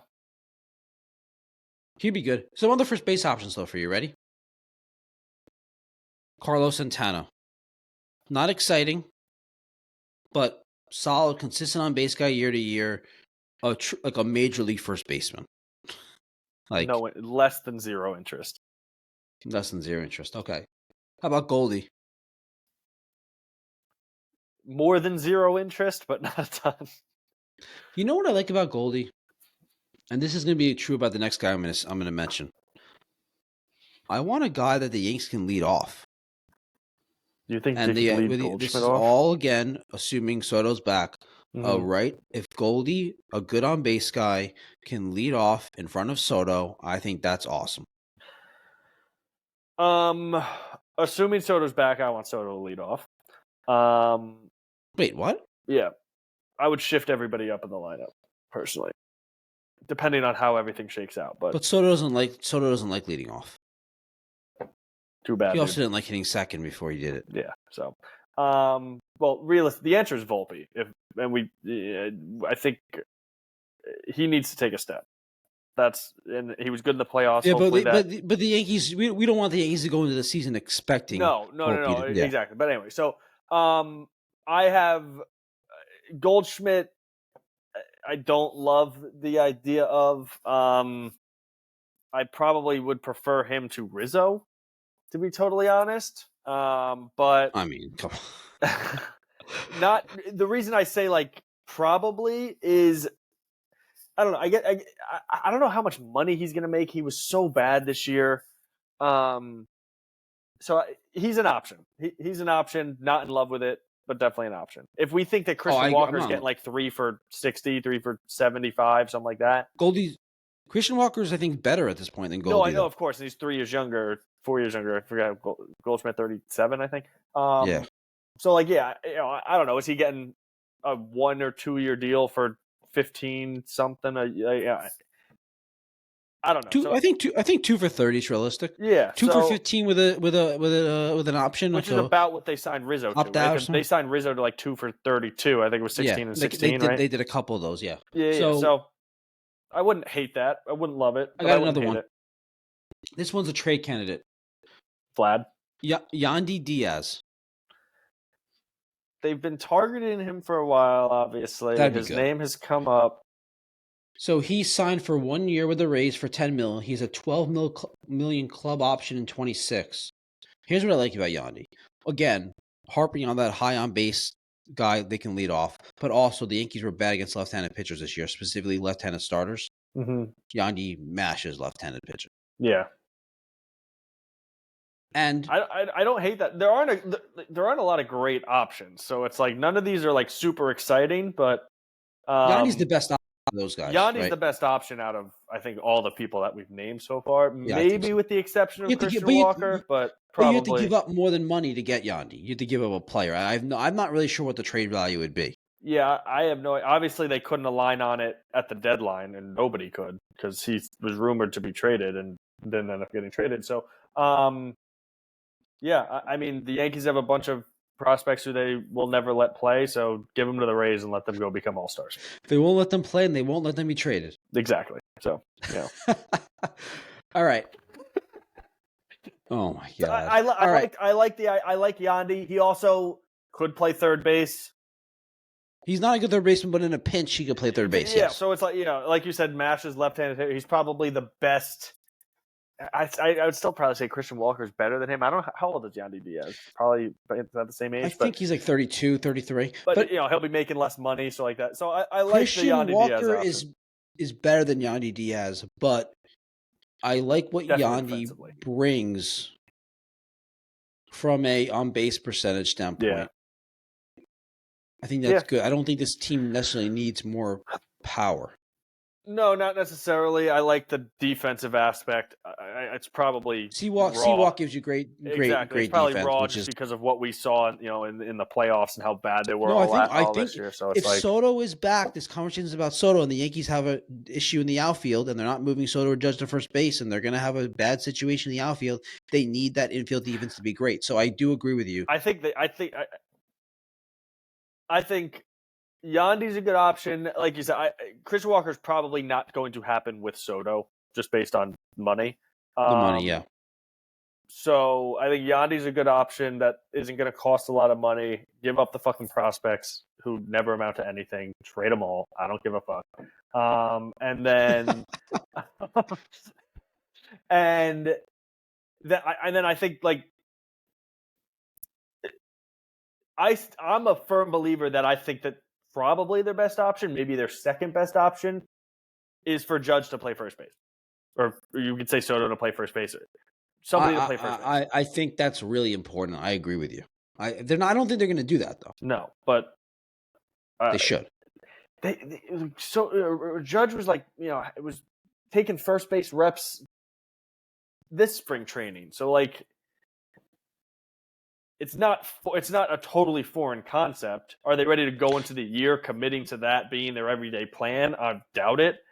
I'd But I also think say about Judge roster-wise, that though would is make the biggest difference. I think currently Judge could be in 2025. Judge could be too good of a right fielder to just waste that at first base. I think Why Judge does he could be play left field? I just don't know. I don't even know. I really don't know. I don't have an answer for it. It doesn't make sense. Yeah, so I mean, I don't know, but if they could just this is all like kind of like a saying that they won't play him in left field, which I guess I don't know if that's realistic or not, but that's the other option. Is really I still rather do Soto at first base than Judge in right field and Judge in left field. Yeah, by the way, sure. I'd even rather do Judge at first base than left field. That one I don't know if I agree with. If you're going to move in position, move in positions. Either if you're not going to play him in his best primary position, move him to first base because long term it keeps him healthier and it makes more sense for the roster. Yeah, that's probably fair. So all right, who else here? We got Verdugo's gone, right? Yeah, Verdugo's gone. Grisham, non-tender candidate. Arbitration's projected around $5 million.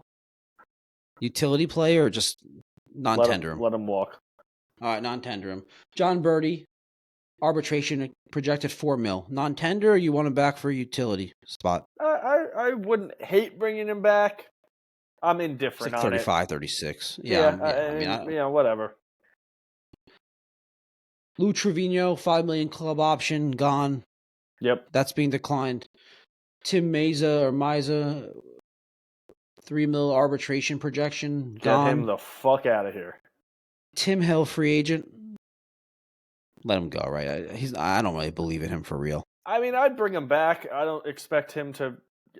I wouldn't bring him back as your primary lefty reliever, but if he was your second lefty reliever I can't imagine he's going to get a crazy deal. No. Sure. Again, he was good. He was good in the playoffs when they actually went to him. So I'm not dying to have him back. I think it would be a good move to bring him back. I would it's not going to make or break the offseason. You would hope not. You would hope not. All right. We didn't talk. Obviously, the Yankees are offering the qualifying or giving Soto the qualifying offer. Obviously. Yeah. Okay. Not for Verdugo. No. Okay. All right. So projected salary. So my numbers may be off on this. I try to include arbitration projections. Mm-hmm. So I have them at roughly at 250. Okay. So it does not include Soto. Mm-hmm. It does not include first base. It does not include a second baseman. You think that's high? I think that seems high because they're at 309, and they're between having Soto's like what 20 30s. I think he was like 30, maybe 28 this year arbitration number. So 20.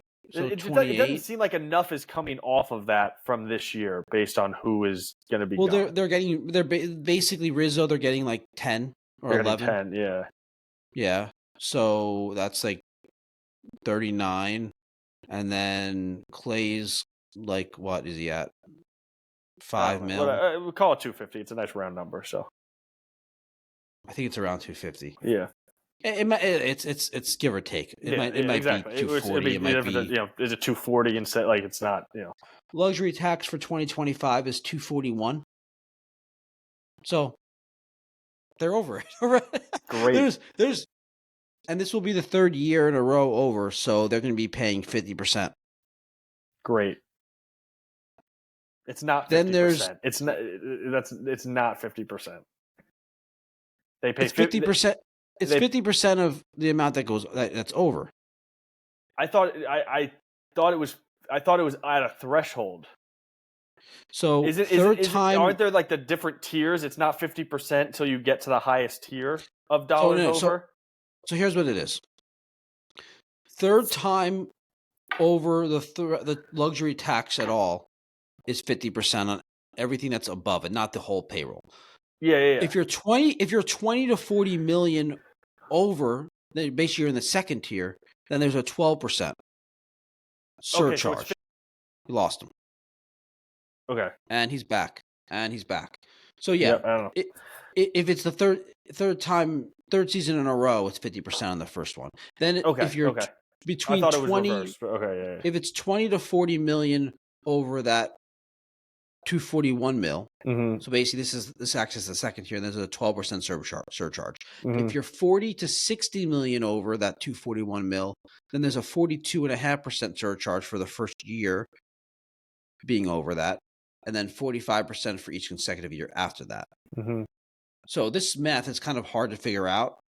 60 million or more over that is basically the Steve Cohen tax. So if they what's the first threshold? 241. 241, which they're over. They're good. They're So if they have 100% over. Yeah, of course. If they have a $300 million payroll, just for a round number, it's going to cost them approximately $330. Is that the 50%? Because there's the 42.5%. They're $60 million over, right? At $300 million. It's call it 50% of that, because it's not far off. So it's an extra 10% on your payroll. So don't give me this nonsense about the luxury tax. It's like, well, it's the 50% plus another 42.5% surcharge for just that extra threshold, though. And then an extra 45% because it's a second consecutive year being 40 to 60 million over. So I don't even know how that math would work, but it's a decent amount of money being over. But at this point, you're like, what are you going to do? It's one player. You can't not bring Soto back, and if you bring Soto back, they're still going to be over it. So you can't just. You have to bring Soto back. Is answer number 1, and 2, and 3, and 4, and then it was like when we were talking about second base, it's like I realized that they're going to have some cheaper options. Is Spencer Jones an option next year in the outfield or first base? For what position? A position. Center field? Maybe. The Yankees can't be starting Judge in center field every day next year. No. They might end up doing it, but it's just so bad. You can't do that. They have some prospects potentially who could fill some of these roles. If not, trade them and give me somebody who's under get me someone who's under team control for 2 years. Clubs that are this is interesting. Clubs that are 40 million or more over the initial threshold shall have their highest selection in the draft moved back 10 places. Cool. Okay. I don't care about some kid who's a junior in high school right now. I'm trying to win a championship. I'm with you on that. So plus, like in the draft, are you really that confident in the guy? The MLB draft is such a crapshoot. You're never going to be picking high. They got Aaron Judge with their first, with their 30th pick. 30th overall pick when they drafted him behind 7 other outfielders. Like, okay, take your 10 spots and shove it up your ass. I agree with you. I teased this before, I think you lose some international bonus pool money as well. You do. There's that too. So we don't care about that right now. So there's a limited window in Judge's prime to win a championship. Yeah, for sure. I teased before the Yankees other third base that they have a third baseman, or this guy's also their first baseman.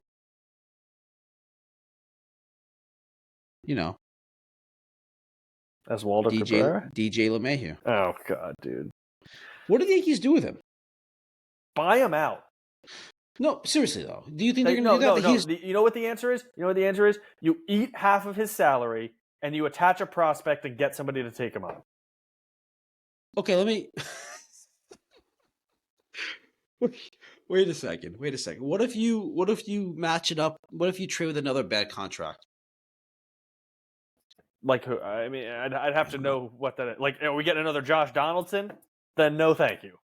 Well, it would be another really bad contract. So it'd be someone like that, but maybe someone the Yankees could use a little bit more. I don't know. The answer is to buy out 50% of his contract and give up a prospect to get somebody to take on the rest. Because that is I'd rather DFA him than that. No, see, because I'd rather save the $8 million. I think the Yankees will DFA him. I have less than 2 years, zero confidence in that. 2 years, $30 million left. This is kind of where they start Dude, DFAing people. It took him 6 years to DFA Aaron Hicks. How many years did Aaron Hicks have left, though? 2 years, right? Sure. This is the point where they get to. They're willing to do it. What's the difference? What if he was back? Okay, first of all, if the Yankees I'm going to use your terminology. If the Yankees go into spring training with DJ LeMahieu as a starting player, they are not a serious organization. Yeah. I agree with you on that. That's the understatement of the fucking century. If they go into spring training with DJL on the roster as a utility bench player, knowing that he's going to be on the IL for most of the season anyway, fine. I'm fine with that. It's fine. I'm not. Do you really care if he takes up the last roster spot? Yes. Why?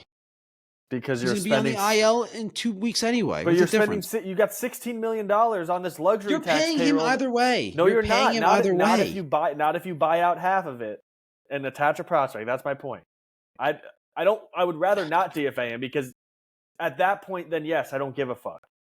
But again, when we're talking about we're going to hear all offseason from Hal Steinbrenner and from Brian Cashman. Well, it's not unlimited money, and if we're going to bring back Soto, and we're already at 300. We're already spending a bunch of money. So if that's what what they're going to feed us for 3 months in the offseason, well, let me hear your Hal Steinbrenner again. Then yeah, if they can save $8 million, and that's the difference of bringing Clay Holmes back, for example, then I'd rather lose again a prospect that no one gives a fuck about that we're never going to see anyway because they got and one of the reasons, and this isn't necessarily a bad thing, but one of the reasons that Yankee prospects aren't as valuable to the Yankees internally is because they're a big market team who signs people to free agents. Now that you could argue free agent contracts. Now you could argue that's not the right way to construct your roster. But, if you re-sign Soto, you have Judge, you have Dominguez, Spencer Jones, Volpe. Like, you got a lot of positions that are set for the foreseeable future that you have no room for a bunch of these other guys. So use them somehow. Either get somebody proven or attach somebody to get rid of a bad contract. Yeah, I just think it's more realistically that he either gets DFA'd or he's on the team. But I agree with you. I hope neither.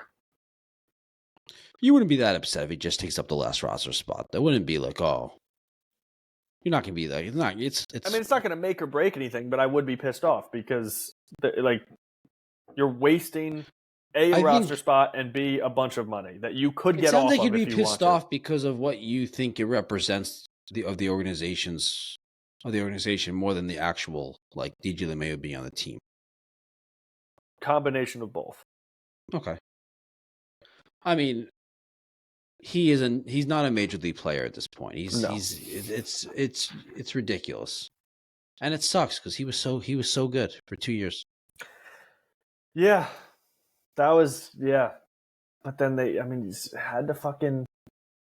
had to give him the 6th year because you couldn't spend the extra $2 million over the luxury tax that year. So you had to stretch it out for 6 years and $90 million or whatever it was. Well, dude, $15 million is really not. Could have DFA'd him last year. Yeah, but $15 million is really not hurting them that much. It's not a huge deal. I think it is because not in a vacuum, but when you have his $16 million, you have Rodon's $27 million. Yes, when you have So they add up. Yeah, they're paying Hicks still. Brian Cashman's which long lost son who he brought which Yankee home. player do you dislike or detest the most over the last 10 years? Is it Hicks? It might be Aaron Hicks. I'd have to give that some more thought, but Joey Gallo?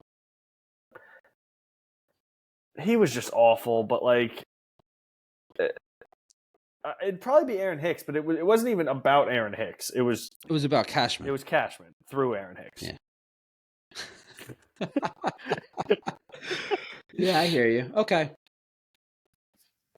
bullpen for this season for 25. I'm gonna run through names, and I'm assuming you're okay with this. You would like to add to it, but Luke Weaver, Mark Leiter Jr., Ian Hamilton, Scott Efros, remember him? Mm-hmm.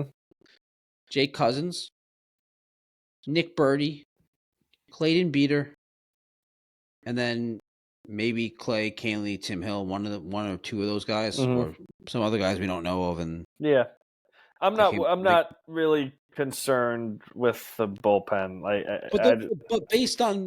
Just based on those guys and performance up to now, we would need someone to they need to bring arms in. They need to bring arms in, which I believe they will. And I don't think that needs to be top of the market. It needs to be a high like brand name guy. Yeah. Okay.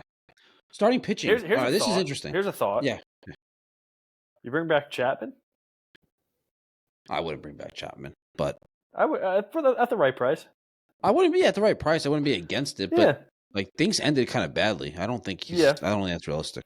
No, I probably not. But yeah, that's you can find relievers for not multi-year 8-figure deals. Starting pitching is interesting. We're going to assume Cole's back.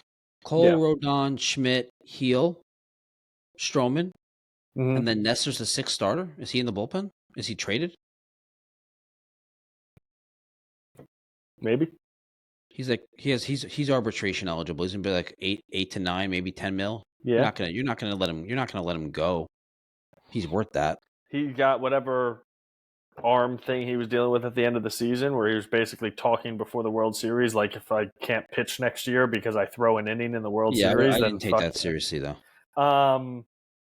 Yeah, I mean, you could trade him. Should have traded him 2 years ago when he had a 2-something ERA, but yeah. Would you want him as a sixth starter? They're going to have. I think there's value there too. Could he become actually a reliever? And where they can then use him and as a reliever in the playoffs. Yeah, he's relieved all season. I could see him. I could see that. I could see him being like a 2-inning every 3-day reliever. So is Clark Schmidt going to the bullpen an option? No, dude. I think Schmidt has the potential to be a very good starter. I do too. I'm throwing stuff out here to solve the bullpen issue. Be a starter just because he's getting paid. Yeah. Stroman's fine as like a back-end starter anyway. As your fourth starter, fifth starter, I like Stroman. I feel like he's probably a good clubhouse guy.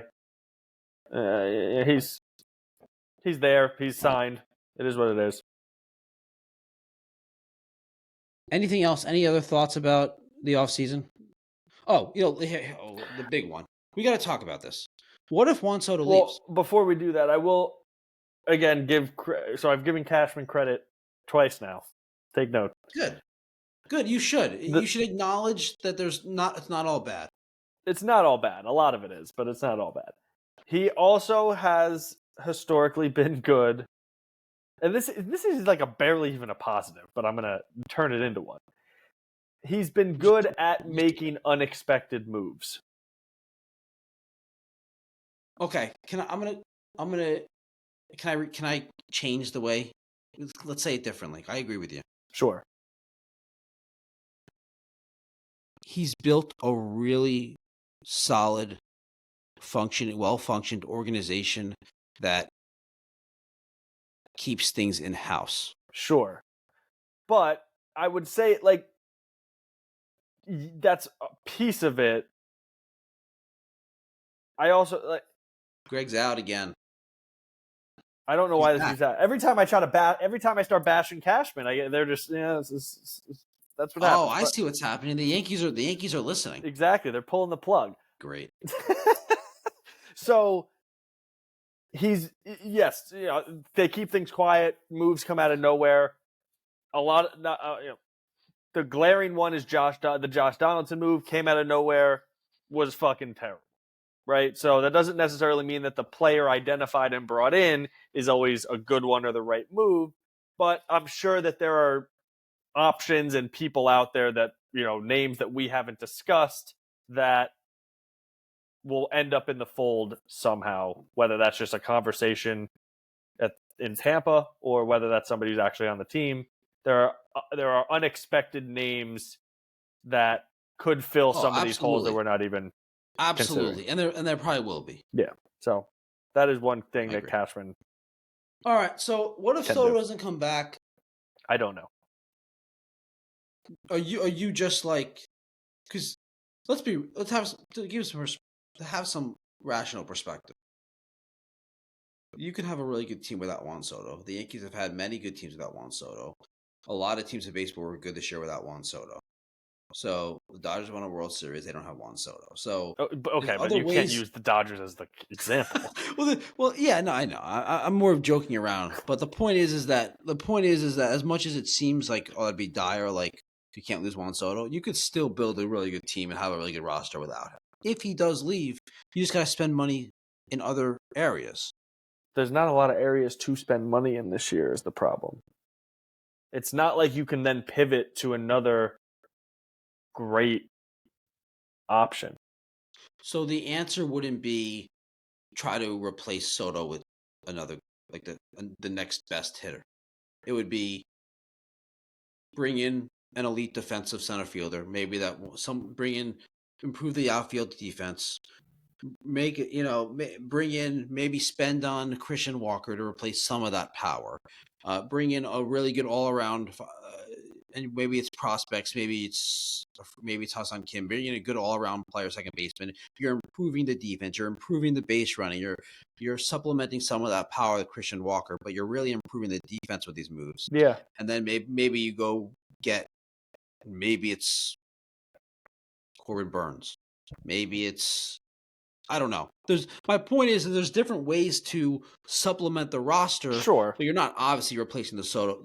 The I don't know how they build an offense. I agree that doesn't necessarily mean they can't build a good team. It'd be hard. I don't see the avenue to having a good offense because we've seen it. Like it's Judge and a bunch of guys, and Judge just for the last 2 years, Judge just carried the team single-handedly. Would you go get Pete? I would honestly. I don't would really hate like his team at all. I would hate the optics of it so much that no. Oh, you're saying Soto goes to the Mets? If Soto goes to the Mets, and the Yankees' response is to then sign Pete Alonso, I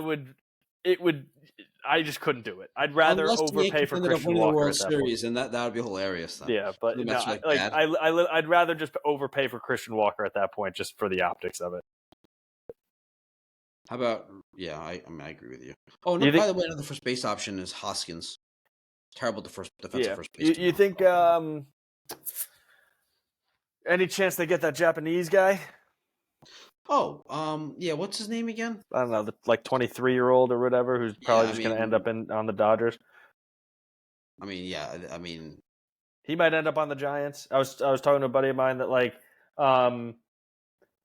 the Dodgers own the Japanese market at this point between Yamamoto and Ohtani. Yeah. So adding another Japanese player, wouldn't have as much of an incremental value to them, like just speaking revenue wise in that market. Oh, so that's a team where they're the Giants who can't get anybody to take their money. Do they just throw a boatload of money at this kid because okay, that we now have our Japanese star, we can tap into that market. They're on the West Coast, so he's close. That is a thought. And something for the Yankees too. Like they had Matsui, obviously, so it's not like all Japanese players. Tanaka. Oh, and it's not like they all want to go to the West Coast, but no. I think there's a Korean guy that might get posted too. I'm not familiar with this guy. I think he's a first baseman, maybe. So there's and then there's not like the high level. There's some other pieces out there. So like when what was it? The guy on the Red Sox, the outfielder, Yoshida. Oh yeah. There are like lower level people, international people who might be options as well somewhere. We'll see. But obviously there's the I don't know the guy's name, but the 23-year-old pitcher who has won MVP for 3 straight years over there. In this non-Soto discussion, Willy Adames Fuck no. For I him to- want nothing to do with Willie Adames. I hate him. Why do you hate him? I just hate his game. He's everything that's wrong with modern day hitting. Can you explain what you don't like about Willie Adames more than that? Give me more detail. I'm I not can't. necessarily a fan. Honestly, no, I can't. I just hate everything about his game. I can't watch this guy hit 210 as your shortstop or second baseman or whatever and try to jack 30 home runs and strike out 200 times. I'll just lose my fucking mind. Okay. All right. Well, never mind then. I'm just if the Yankees lost Soto, they would like if you get Willie Adames to play second base, that'd be amazing for your defense. But I agree. I don't really love the profile. I also don't think he'd be good for Yankee Stadium. Just irritates me offensively. I'm not even saying that he wouldn't necessarily be a decent option for some, certain things, but he's one of those players who just irritates me. Alex Bregman. He's an interesting one. I don't see it happening. He hasn't been all that good. Still pretty good defensively since the juice ball era. Yeah, exactly. So he's also he's a good on base guy. Not a great slug anymore. He's also a big pull hitter. Yeah, and that's how he gets all of his homers. That little whatever. That's stupid. Yeah. But so I like good defensively still. Good. You would assume a good leader, playoff experience. There are things that I really like about him. Does it move the needle? Maybe. All of a sudden, if you have him, Volpe, and Jazz in his natural position, that's a pretty good defensive infield at that point. So, there's some value there. Excuse me. There's some value there. You need a left-handed bat. All of a sudden now we're getting back into, super righty dominant. So, there are things I really don't like about that, but there are some things about Bregman that I would like. I think he's going to get a big deal that is, even without Juan Soto, is probably it's going to be a bad deal for him. It's probably not something not a road I'd want to go down. Yeah. Michael Conforto. No. I'm assuming Belly's not going to opt out. But... I meant to bring that up. Yeah. I don't know. Probably not. But I don't know. What's he have? A 1 year? It's 25. 1 for 20 something, right? If he opts out, I'd be interested. And I don't love his profile. I don't love his underlying metrics, but I would if he's available and there's no Soto, even with yes, this is a no Soto conversation. Yeah, so he's got one. Obviously, we're not betting Bellinger. That doesn't make any sense. He's got 1 for 27.5, and then there's a player option in the third year as well. He's still this is going to be his 29-year-old season. He had a bad season though. I know he was bad. He good defensively though, good base runner. He's basically had one good season in the last 4 years, and that one season the underlying metrics were bad. Yeah. They were the same as the other seasons. Yeah. But I'd be interested. That said, if Soto was gone, the Yankees are kind of desperate. So yeah, no, I wouldn't hate that. And again, going to kind of your point, you kind of have to rebuild the strengths of the team at that point because you're not. It's going to be almost impossible to build a lead offense without Soto as a key piece in that. So Anthony Santander, interesting hitter. One. He was great this year. If Soto's gone, you got the switch hitter part's great. You got to get a couple of these guys. Teoscar Hernandez. Teo.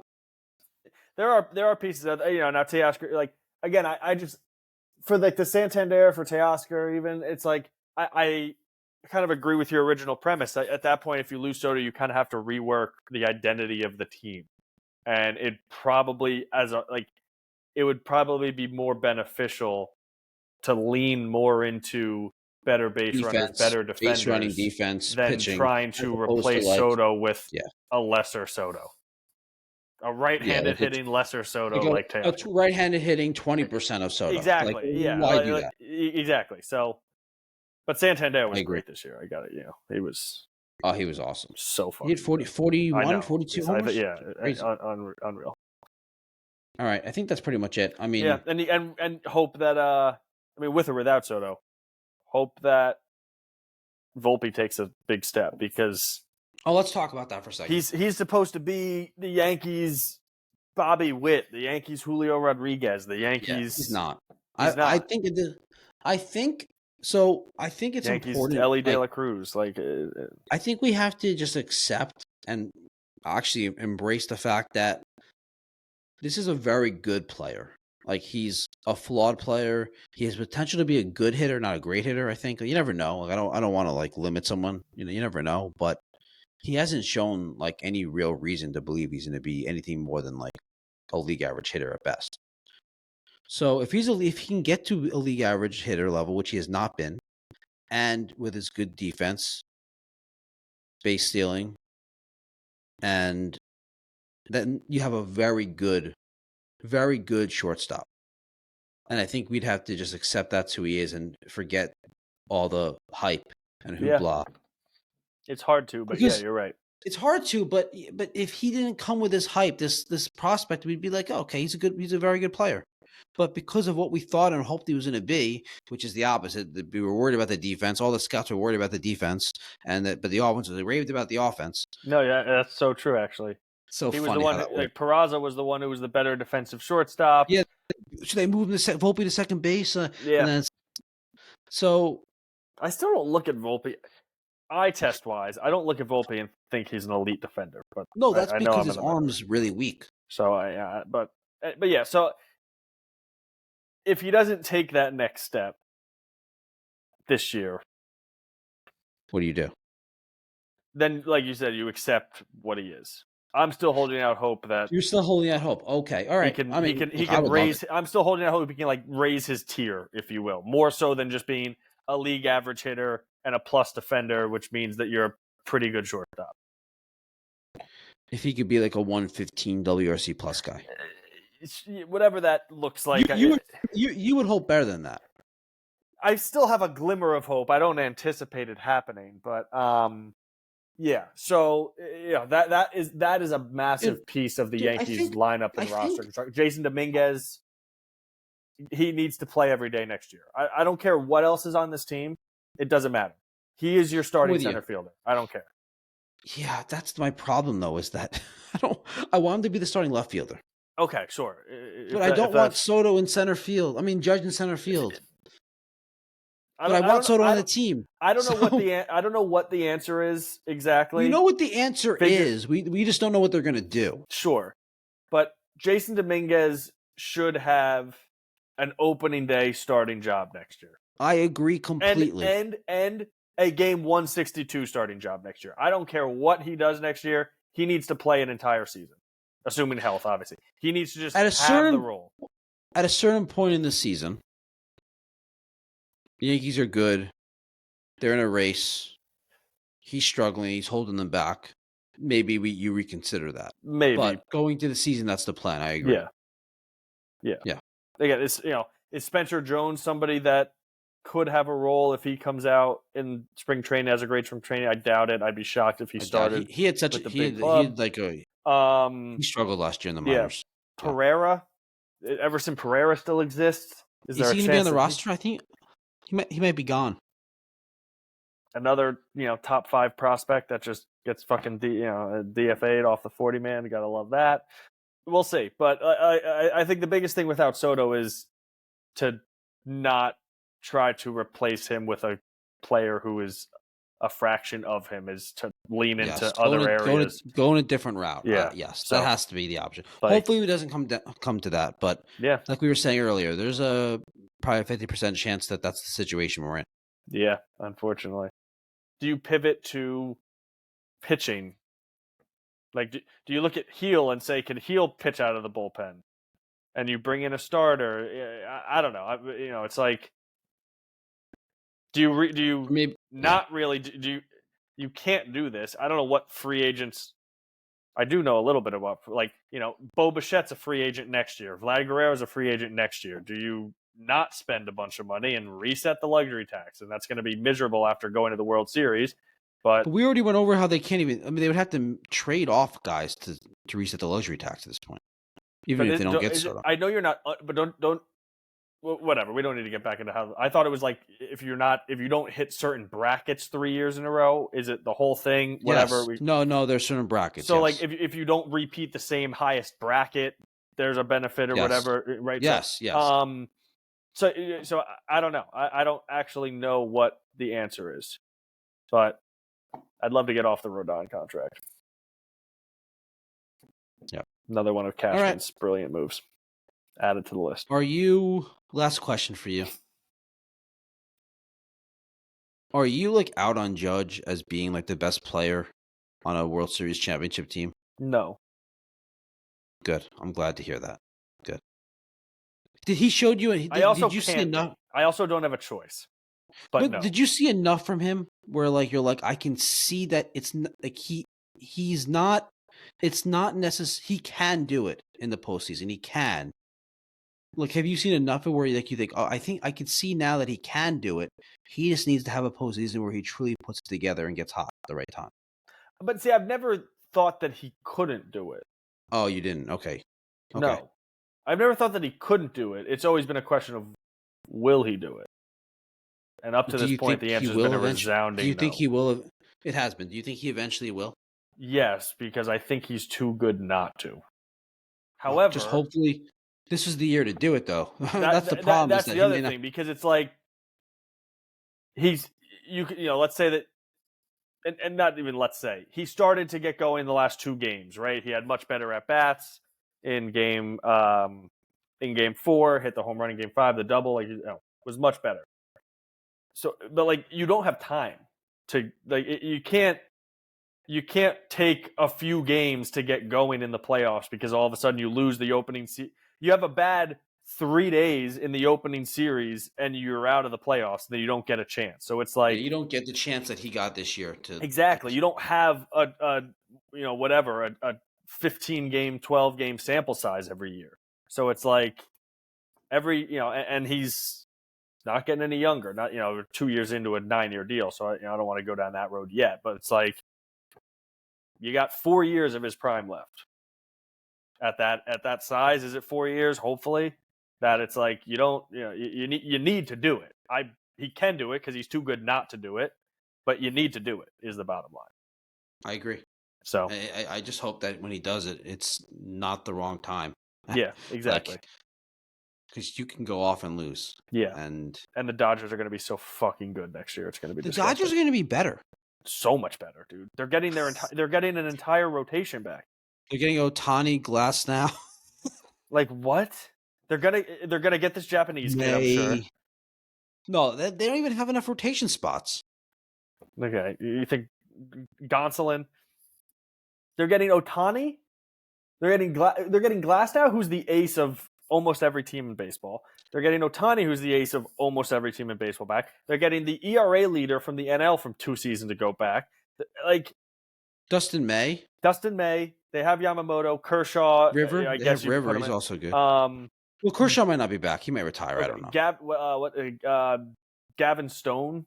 Is that his name? Gavin Stone. Who like coming into the year was supposed to be didn't work out. Kidney stones. Yeah. So they're literally getting just a full rotation that they didn't have this year. They're getting like 7 starters. It's outrageous. And Mookie Betts isn't going anywhere. Shohei is not going anywhere. Hopefully Freddie Freeman slows down at some point because he's like 36 and is just going strong. He's still really good. He's so good. Brilliant for the Yankees not to sign him when they had a massive need at first base. Another one of Cashman's brilliant moves. Rizzo. They signed Rodon instead. That was the year they signed Rodon? I thought Freddie was the year before that. Was it? Is this his 3rd year in LA? I don't know anymore. It's hard for me to remember. I thought that was the same year, but you could be right. I don't know. But no, I don't. It's hard to remember. It all this is Rodon's 2nd year, right? Yeah. Okay, so it was the year before. My bad. They signed Rizzo instead of Freddie. Was it? No, was that that was the Donaldson year too, right? They didn't sign Rizzo. They traded for Rizzo. No, they re-signed Rizzo. They re-signed Rizzo. Was that year? Yeah, I think he opted out, and then they restructured or something like that. I don't know, but that was the move. They didn't do it, and now he comes back and hits 4 straight home runs. The Dodgers are going to be better, and the Braves are going to be better, and the Mets are going to be better, and the Mets are going to be better. And the Orioles are going to be better. The Orioles had a weird second half. They're going to be better. But they're too young and talented to not be better. And their rotation was devastated by injuries as well. You assume now they'll be able, even if they're not going to be like the highest spending teams, you'll assume they'll be able to spend money that they've never been able to in the past. So the Red Sox will probably be better. I think they're building it up. Yeah, but I still think there's a gap. I still think there's a gap. The Astros may be worse. Yeah, the Blue Jays, if they ever could get out of their own way, maybe they'd be good. I don't know. But it can't be as easy the path as it was this year. It was all set up until the Dodgers are. But even with the Dodgers' injuries, they're a amazing team. Even with the Dodgers' injuries, they're a great team. But yeah, it's like they're not going anywhere. So this was the opportunity, and Judge dropped the ball, literally and figuratively. Yeah, so, for sure. Hopefully, they bring Soto back and run it back again. Yeah. All right. Well, that's the recap. Thanks for listening. Thanks for watching. Give us a like, comment below.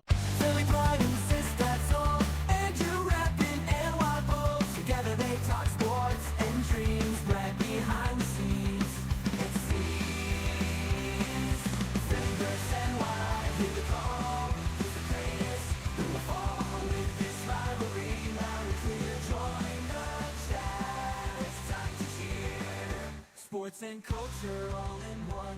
Catch the fire, feel the fun. Andrew, sis, that Brad unite. Philly and Y.